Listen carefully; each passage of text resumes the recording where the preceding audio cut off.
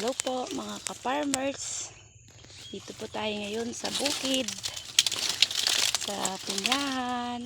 Titingnan po natin kung may kinainan po ng daga o uwak po yung bunga. Check po natin. Ito po yung mga pinya namin. Guys, meron nga pong kinain po. Ito po.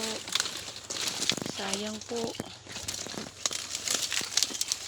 Sayang po ang bunga pag kinakain po ng uwak. Kaya guys, tingnan pa natin guys. Check na lang natin.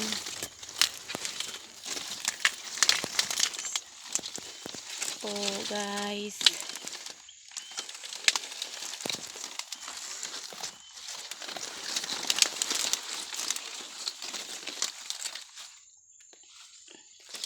Check po natin mga guys.